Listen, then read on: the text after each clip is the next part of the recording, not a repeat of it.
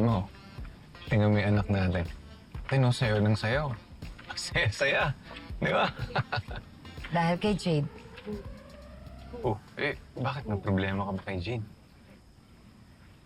Hindi, wala. Nalulungkot lang ako.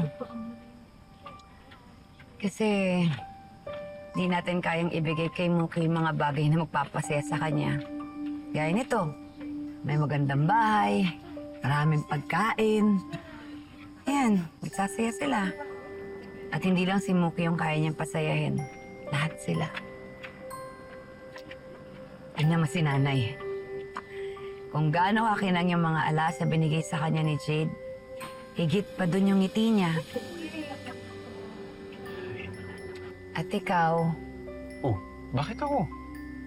siyempre, ang saya-saya mo kasi binayaran ni Jade yung mga atraso mo dun sa kumpanya na pinagtatrabahuhan mo. Tapos kinuha ka pa niyang driver. Alam mo,